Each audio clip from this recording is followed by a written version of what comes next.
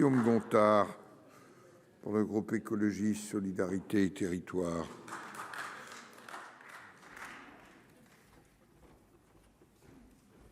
Et la parole. Merci Monsieur le Président, Monsieur le Ministre, Mesdames et Messieurs les rapporteurs. L'examen d'une motion référendaire, une première dans cette enceinte depuis une décennie, est un moment d'une extrême gravité démocratique.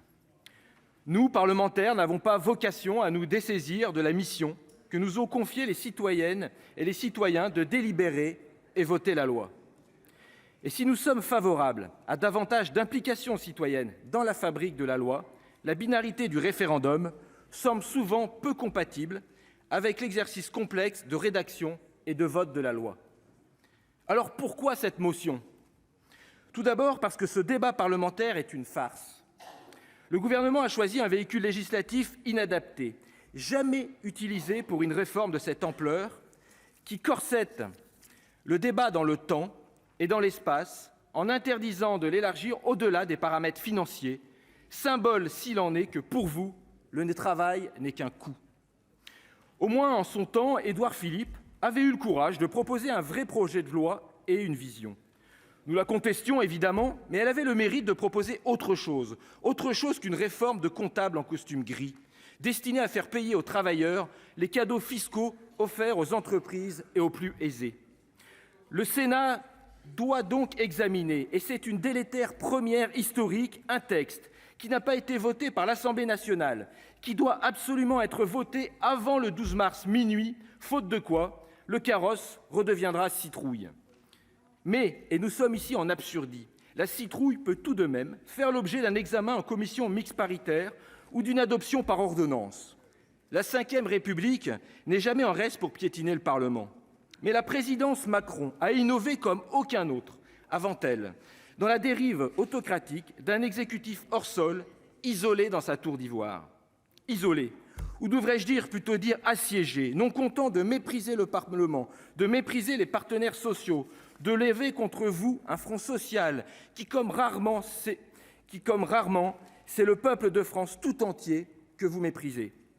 Depuis des mois, tous les sondages affichent une opposition ferme et constante, oscillant entre 2/3 et les 3/4 de nos concitoyens. Plus vous méprisez leur intelligence et invoquez le besoin de faire de la pédagogie de votre réforme, plus les Français s'y opposent. Les manifestations enregistrent semaine après semaine des records de participation et les préavis de grève tombent les uns après les autres pour faire du 7 mars et de la prochaine semaine un moment historique de l'histoire du mouvement social. Alors que nous sortons à peine de la pandémie, alors que la guerre gronde aux frontières orientales de l'Europe, alors que l'inflation explose, alors que la crise climatique nous heurte plus fort que jamais, au point de nous obliger à rationner l'eau, source de toute vie, vous n'avez aucun scrupule à conduire le pays tout entier au blocage. Mais pour quel besoin ? Pour quelle urgence ? Est-ce la nécessité d'un agenda caché de vos négociations avec la Commission européenne ? Ou est-ce la seule fierté, mal placée, du président de la République qui considère que le barrage à l'extrême droite vaut adoubement de sa royale personne et qui n'a même pas pris la peine d'étudier la composition de la potion qu'il entend faire boire au pays et à laquelle il n'a visiblement pas compris grand-chose. Le retrait de ces textes s'impose. Cependant, pour vous éviter de perdre la face, nous vous proposons une solution alternative. Soumettre donc ce projet, dont vous êtes si fiers, à l'approbation des Françaises et des Français. Ils sont 70% à le demander, 70% à vouloir se prononcer sur cette réforme, 70% à vouloir être maîtres de leur propre destin, 70% à vouloir exprimer leur parfaite compréhension de votre projet, de ces prétendues mesures de justice, d'égalité femmes-hommes et de prise en compte de la pénibilité. Tout à sa réélection, dont il ne cesse de se prévaloir abusivement, Emmanuel Macron, alors interrogé sur la possibilité d'avoir recours au référendum sur la réforme des retraites, déclarait le 11 avril « Je n'exclus pas le référendum pour quelque forme que ce soit, je l'ai dit, je suis pour le retrouver. Notre discussion ne permet de clarifier les choses, l'occasion est ici toute trouvée. » Ce même Emmanuel Macron qui en appelait au bon sens des Français à l'occasion de leur faire réellement confiance.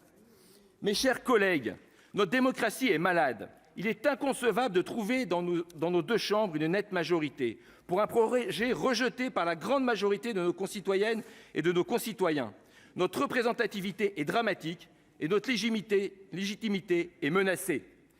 Il convient, une fois n'est pas coutume, de nous dessaisir de cette réforme, de ne pas voter brutalement, dans un déni de démocratie manifeste, cette réforme bricolée dont personne ne veut. Nous avons besoin, comme le disait De Gaulle, de savoir ce qu'il en est dans les esprits et dans les cœurs. Mes chers collègues de droite, soyez gaullistes, n'ayez pas peur du peuple, votez cette motion référendaire. Merci. Je vais donner la parole à notre collègue